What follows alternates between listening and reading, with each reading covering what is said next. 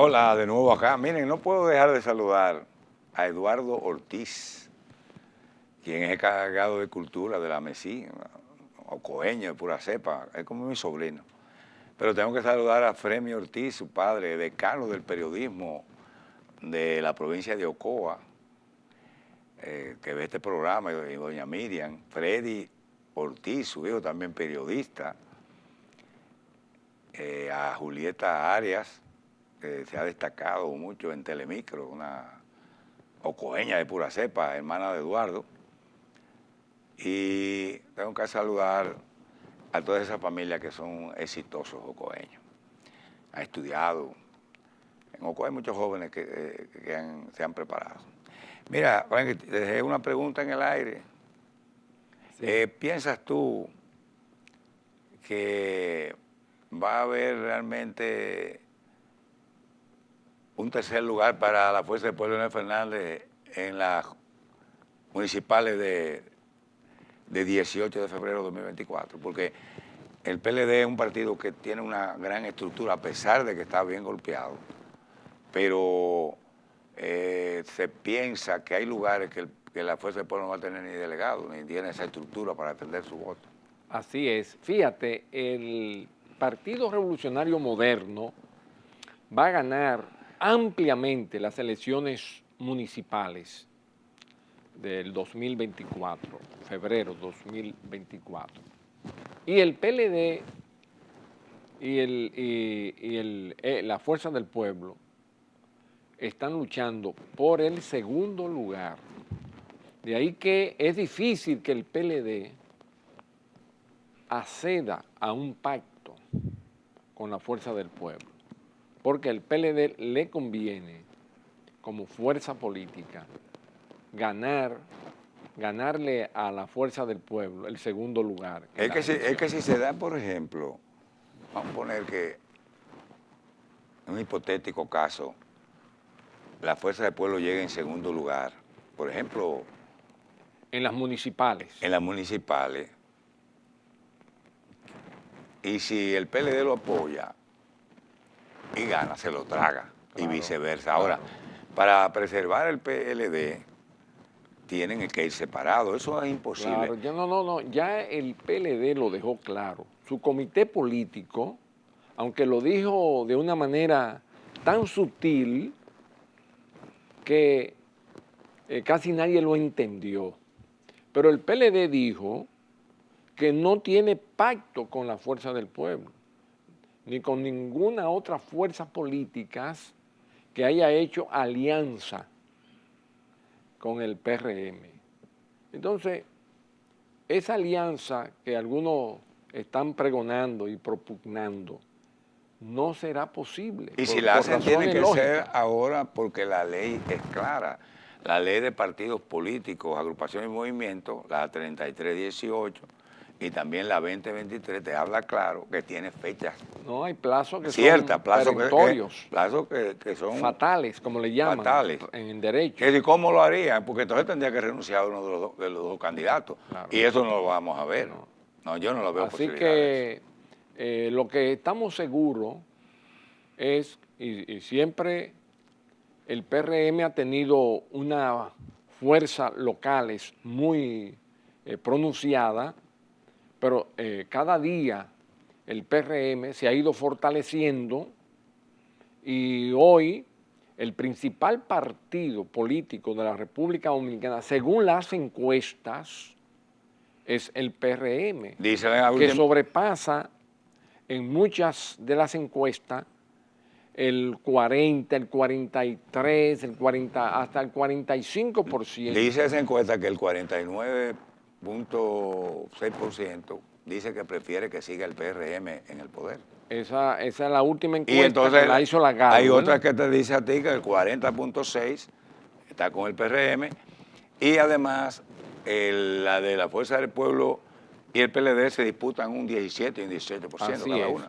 Entonces, evidentemente que esa fuerza política del PRM tan elevada, eso no tiene precedente.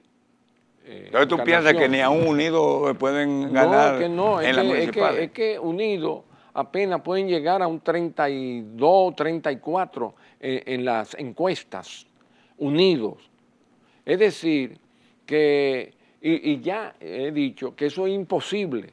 No es porque en política, como dicen algunos, nada es imposible, pero la lógica y el buen sentido del análisis político me dice, y le tiene que decir a todo estudioso de la política, que no hay posibilidad de alianza entre esas dos fuerzas políticas. Leonel es amigo tuyo y mío de hace muchísimos años.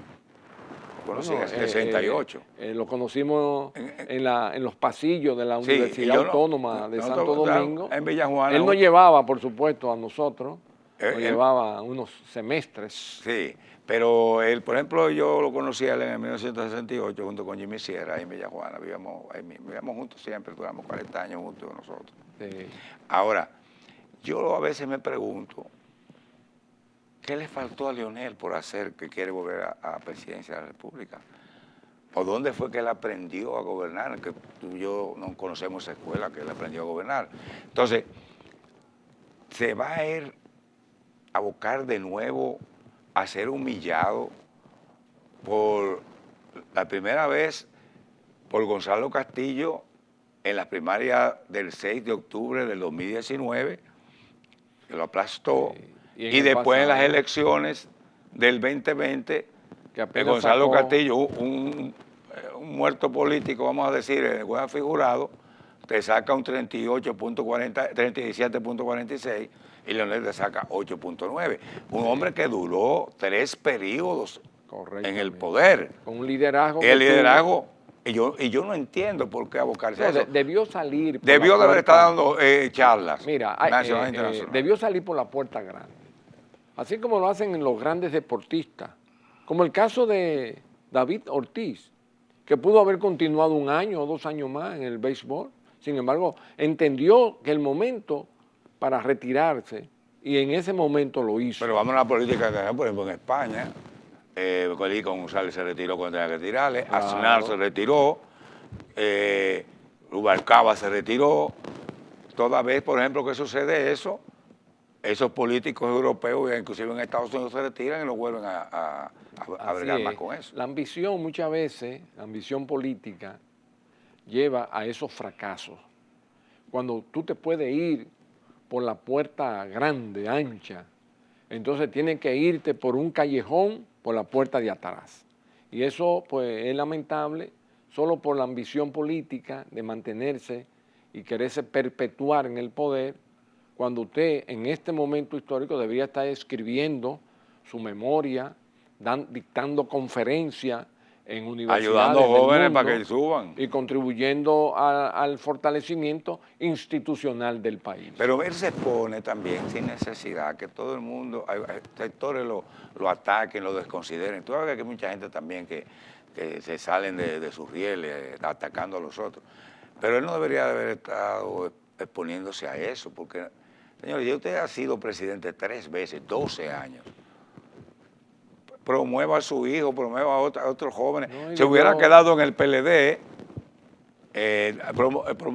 proyectando jóvenes. No, porque su imagen también quedó muy deteriorada después del 2000, de las elecciones del 2000. Sí, pero si no hubiera estado aspirando, no estuvieran atacando así. Cuando él salió del gobierno, salió muy deteriorado, su propio partido y su propio compañero se encargó de eso, Danilo Medina, todos lo debemos recordar, su imagen muy deteriorada. Lo que debió hacer fue, a partir de ahí, reconstruir su imagen como expresidente, como hombre público, como intelectual. Es decir, que la historia lo pueda recordar de una manera no tan negativa como lo fue en ese periodo que él salió, porque salió acusado de corrupción si él no y de actos de deterioro de la institucionalidad del país. Si él no hubiera tenido esa obsesión por seguir en el poder, él no lo estuvieran atacando tanto. Si hace lo que tú estás diciendo, ponerse a a dar charlas nacionales e internacionales, hasta cobrar para dar charlas. Sí. Su situación fuera otra, la gente no pero que desde que usted saca la cabeza aspirando a alguien, comienzan a buscarle 5 patas al gato. No, y la campaña no ha empezado, ¿verdad? Que empiece, Ay, mi madre. porque todavía no ha empezado, ¿verdad? Cuando ya estén las candidaturas definidas, ahí van a venir. Finalmente, muchas ¿qué cosas. le faltaría a Luis Abinader por hacer para fortalecer más su candidatura, de ir a lo que llaman la economía solidaria, a los barrios, las inversiones a pequeños emprendedores, al mismo tiempo seguir fortaleciendo el apoyo al Banco Agrícola, el deporte, la cultura? ¿Qué le faltaría a él completar ahora, ya que ha apoyado bastante las corporaciones económicas y eso es importante? Evidentemente que el presidente Luis Abinader está llevando a cabo acciones que van en la dirección siempre de atender a los más necesitados. O sea, él tiene como centro de su política pública al ser humano, a la gente, como lo planteó ese líder José Francisco Peña Gómez, que señalaba, no era simplemente una consigna, sino que eso responde a un sistema ideológico de pensamiento social que va dirigido a que la vida, que todo gobierno debe ir y sus acciones políticas públicas deben ir para mejorar la vida de los Pero ¿tú no crees que se mejoraría la vida de los barrios y de los diferentes pueblos si le dan 10.000 millones a Promipyme y 20.000 al Banco Agrícola eso se está haciendo, para apoyar el sector? Mira, ahora todavía mismo, está débil eso. Pero ahora mismo el Banco Central acaba de aprobar 25.000 millones. Pero las corporaciones, después de 60.000. No, pero las corporaciones son las que se han beneficiado de eso. No, esa fue para los Promipyme, para las pequeñas empresas. Eso va dirigido a las pequeñas empresas. Además de la política que tiene el gobierno de Luis Abinader en el campo. Pero como nunca antes el Banco Agrícola está atendiendo la producción nacional. Eso nunca se había visto. Pero hace falta mucho más dinero para eso, es no, verdad. Claro, porque aquí hay comida, claro, por ejemplo, aquí no ha faltado comida. Todos estos cambios hay que hacerlo, o sea, en un tiempo. Aquí no ha faltado comida, ni siquiera en la pandemia, ni con esta guerra de Rusia contra Ucrania. Pero fíjate, no ha tocado gobernar en una crisis, es que no ha tocado gobernar. Tenemos que entender que hemos gobernado en una crisis. Es decir, primero la pandemia, el país paralizado, los empleos se habían perdido miles y miles, cientos de miles de empleos y los recuperamos el turismo, recuperamos la salud, recuperamos la economía. Hemos sido de los países que más han crecido en el mundo.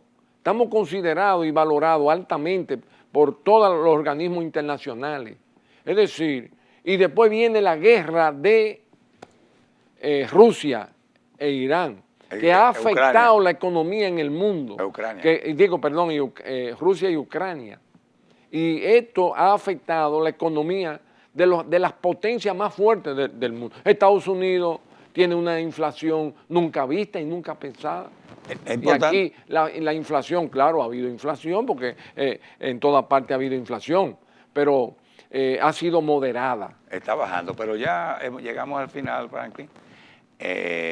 Hay que decir que el fortalecimiento de la democracia con Luis Abinader está clara.